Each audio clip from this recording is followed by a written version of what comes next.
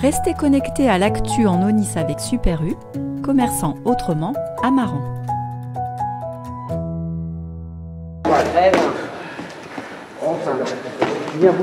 Ce n'est certes pas une salle de boxe traditionnelle, mais cela n'empêche pas le Boxing Club Andillé de performer. En effet, le week-end dernier avait lieu l'Open de Cerizay, un tournoi un peu particulier car les combattants ne pratiquaient pas que du full contact, discipline de prédilection du club de Christophe Pontière qui mélange à la fois la boxe anglaise et le karaté. Alors c'est la FFK, la Fédération de Karaté, qui a organisé ce tournoi. Il faut savoir que c'est un tournoi interdiscipline, c'est-à-dire qu'en fait il n'y avait pas que le full contact, il y avait des disciplines comme le sanda, du kung fu qui étaient mélangées. Donc les élèves se sont retrouvés à boxer contre des personnes et ils n'avaient pas l'habitude des techniques, donc il a fallu un petit peu, je leur avais déjà montré, mais comme nous on le fait pas forcément dans le full contact, il y avait des saisies, des projections, sauf chose qu'ils ne font pas énormément. Je leur ai montré et du coup ça s'est très bien passé parce qu'ils ont bien compris et ils m'ont fait de belles choses. Une compétition dans laquelle les boxeurs de l'ex-membre de l'équipe de France, aujourd'hui entraîneur 4e dan, Christophe Pontière, ont su tirer leur épingle du jeu. Elodie a fait une première place.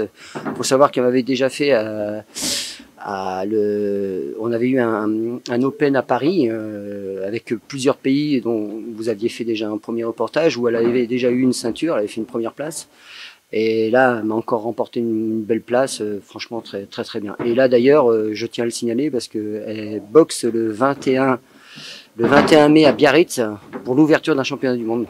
Issue du karaté qu'elle a pratiqué pendant près de 20 ans, Elodie Leroux a su profiter de son expérience en tant que karatéka pour décrocher cette victoire. C'est pour ça que j'ai réussi à mettre sans réfléchir ma camarade au sol à plusieurs reprises.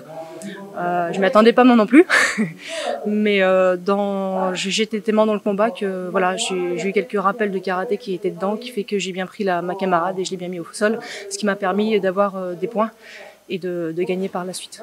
Au full contact depuis 4 ans maintenant, Elodie est pour l'heure invaincue. Alors si elle sait pertinemment que la première défaite arrivera un jour, cela ne lui fait pas peur.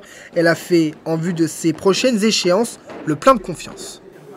C'est un petit plus, c'est motivant, ça me donne encore plus d'aller plus loin, d'aller plus haut, d'aller chercher vraiment la performance et de m'entraîner beaucoup plus jusqu'à un niveau, jusqu'à on va dire l'extrême.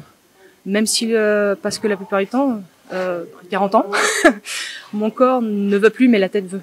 Donc je vais au-delà. Même si le corps ne veut plus, je vais quand même au-delà. Et donc c'est vrai que ça me motive.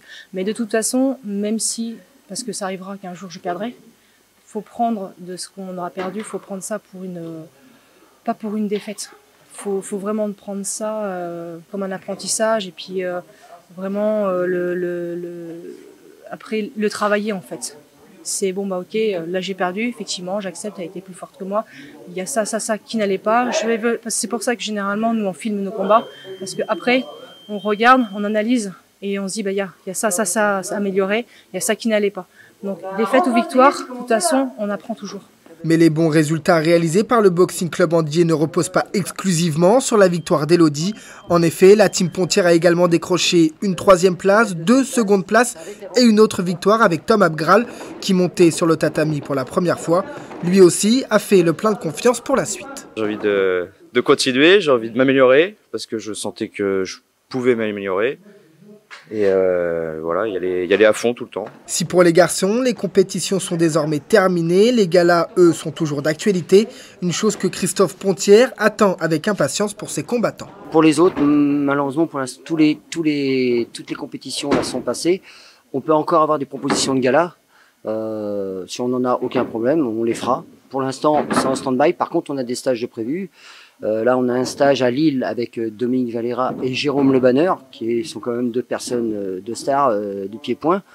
Donc, on part à Lille faire ce stage-là et ensuite, on part à Sainte-Maxime le 4 juillet pour un stage d'1 semaine avec Dominique Valera et 5 autres experts fédéraux. Si le nombre de licenciés a diminué cette année, effet malheureux du Covid-19, passant ainsi de 70 à 50 membres, cela n'empêche pas le Boxing Club Andillé de continuer de truster les podiums.